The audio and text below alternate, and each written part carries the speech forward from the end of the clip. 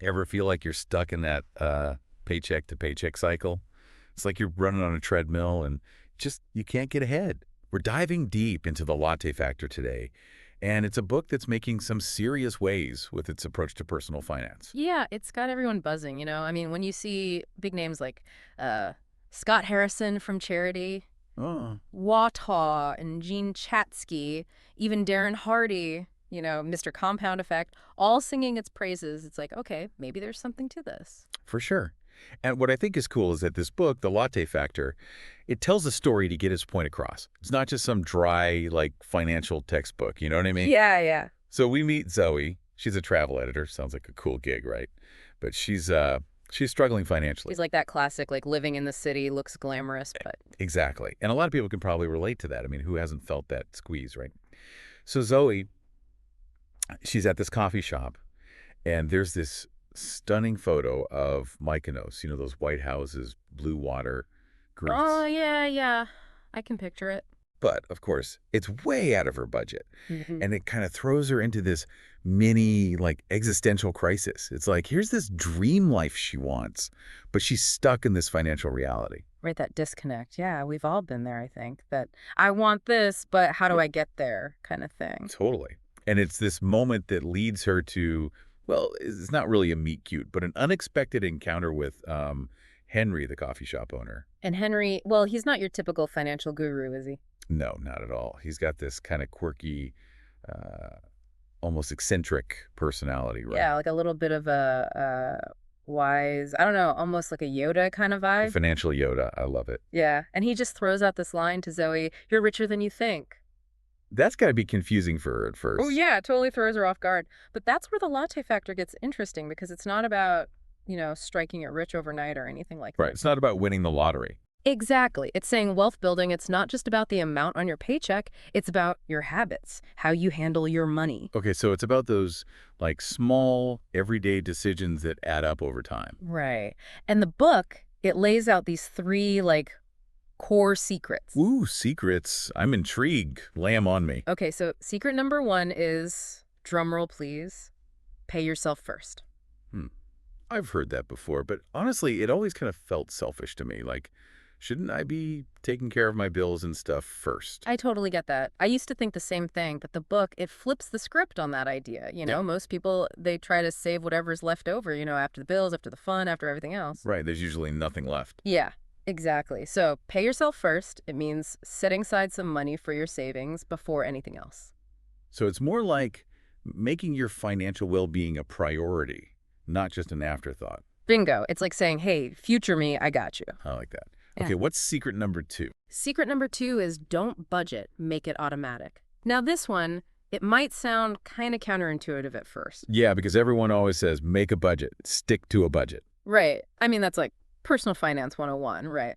But Yeah. the thing is, those traditional budgets, they often rely on like willpower and discipline. Yeah, and that's tough. Like life gets in the way, you forget, and then suddenly you're way off track. I've tried those budgeting apps, you know, and it's like a week later, I'm like, what was I doing again? Exactly.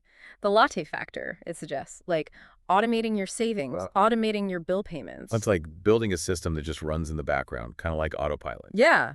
And it takes the emotion out of it. You're not like constantly wrestling with temptation or feeling guilty about every little purchase. Oh, that sounds way less stressful. Okay, so we've got pay yourself first and don't budget, make it automatic. Yeah. What's the third secret? The third one, this one's kind of philosophical, but it ties everything together. It's live rich now. Live rich now. So wait, it's not all about just saving for the future. Right. It's not about depriving yourself, like living like a monk just to have a big pile of money someday. Yeah, you don't want to be like miserable today just to be happy tomorrow. Exactly. It's about understanding that those small, unnecessary expenses, those latte factors, they can really add up, and they might be preventing you from, like, actually enjoying your life right now. So like being mindful of those daily lattes, those impulse buys, Hmm. and thinking about how that money could be used for something more meaningful, something that really brings you joy. Right. The book argues that by cutting back on those small, often unconscious expenses, you can free up funds to, like, invest in things that truly align with your values. That makes sense. So it's about finding that balance, right? Enjoying the present moment while still making choices that support your long-term goals. Yeah. It's about like designing a life that you don't have to escape from. It's about creating a life that you actually love living today, not just someday. I'm starting to see how these three secrets work together. It's not just about pinching pennies. It's about being intentional with your money. Right. It's about making choices that reflect what you truly value. It's about aligning your spending with your dreams, your passions, Mhm. the latte factor. It's giving us a new way of thinking about our finances. It's about empowerment, right? It's not about being a victim of your circumstances. It's about taking control and creating a life you love. So how does this all play out in Zoe's story? Does she actually start putting these secrets into action? Oh, she totally does. And that's what we're going to dive into next. We'll see how Zoe takes these like abstract concepts and applies them to her real life. And spoiler alert, she makes some pretty surprising discoveries along the way. Okay, so the book, it doesn't just like throw these concepts at us and say, good luck. It actually shows us how they can work, in real life. Yeah, like how does Zoe even begin to wrap her head around this pay yourself first thing? It seems kind of tough when you're barely making ends meet. Well, remember that part where he's like sketching out a pie chart? Oh, yeah, in his notebook. Yeah. And he's showing Zoe how most people, they split up their income, and it's like most of it's going to expenses, and then this tiny little sliver is for savings. It's like, oh, there's my savings, that little, sliver. Yeah, exactly. And it's so visual, right? It really drives home the point. Totally. It's like we're kind of programmed to put everything else first, and then, whatever's left, if there is anything, goes to saving. Yeah. And that's why so many people, they just feel stuck, Makes sense. Yeah. But so, okay, if Zoe's already stretched thin, how does she even find the money to save?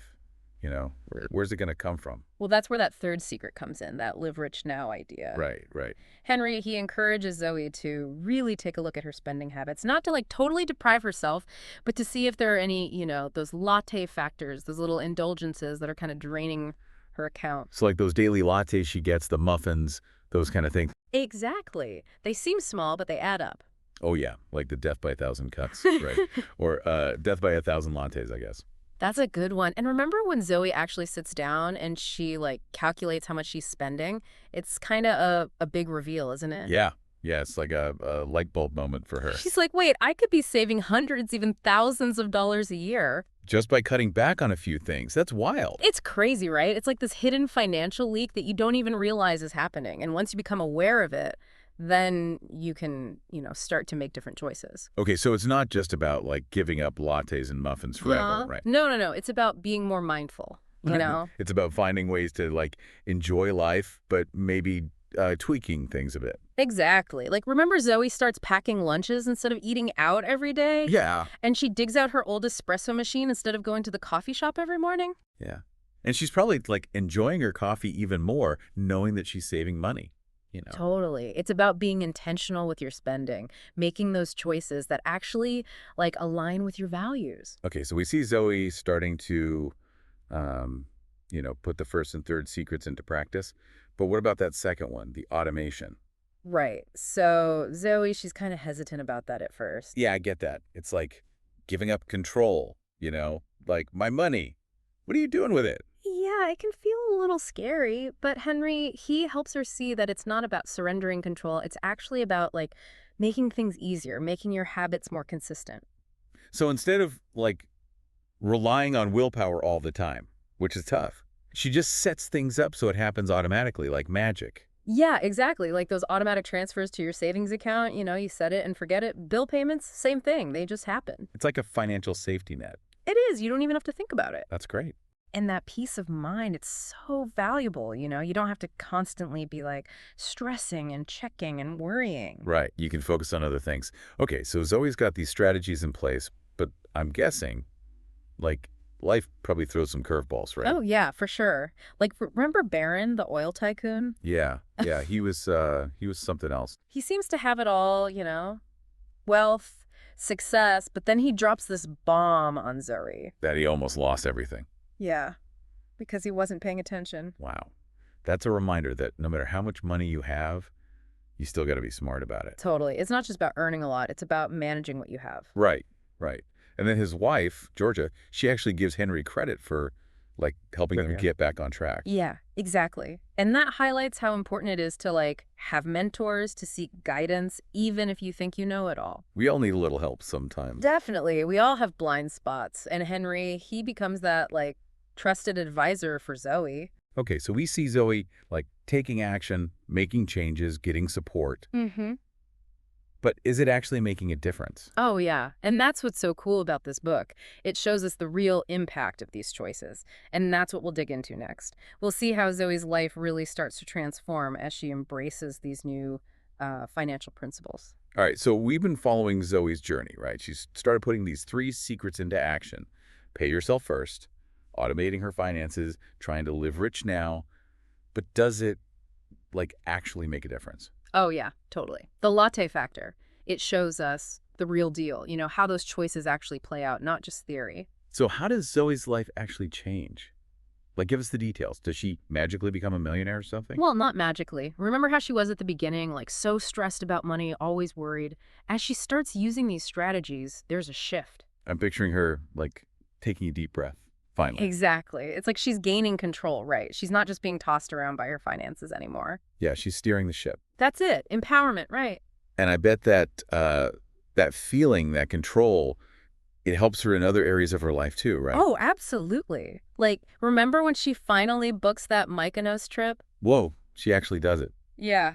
It's not because she suddenly won the lottery or anything. It's because she's got this system now. She can save for her dreams without feeling deprived. That's amazing. From that photo in the coffee shop to actually being there.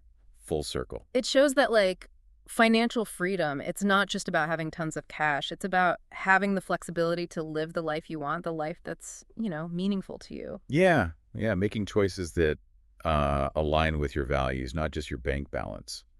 So she's still making conscious choices, right? Of course, yeah. But now it's different. She's not driven by, like, fear or scarcity. She's thinking about her goals. But, life happens. There's got to be some bumps in the road for Zoey. What about when things go wrong? Oh, for sure. Remember that part where, like, her apartment floods? Oh, yeah, that was rough. Talk about an unexpected expense, right?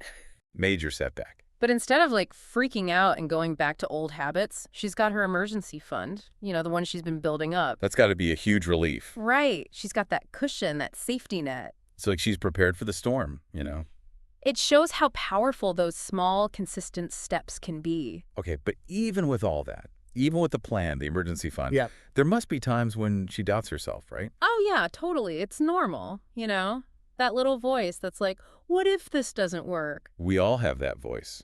But remember, Henry, he's not just giving her financial advice. He's like her cheerleader. Yeah. Keeping her motivated. Yeah. A financial Yoda, remember? Exactly. And she meets Barbara too, right? That successful businesswoman, another perspective. Like she's building a team, Yeah. people to support her. And that's key. Having people who believe in you, who can offer guidance. We don't have to do this alone. So it's not just about the money, it's about the mindset too, the support system. And this idea, this Lav Rich Now thing, it's not about waiting for some distant future. Right? No way. It's about enjoying the present moment while still, making those choices that build towards your future. Yeah, creating a life that's both financially secure and fulfilling. Well, this has been an awesome deep dive into the Latte Factor. It's really made me think about my own financial habits, those small choices that add up. And you know what? I think I'm going to dust off my old espresso machine and skip the coffee shop tomorrow. Maybe that's my first step towards living richer now. What about you? What small step can you take today?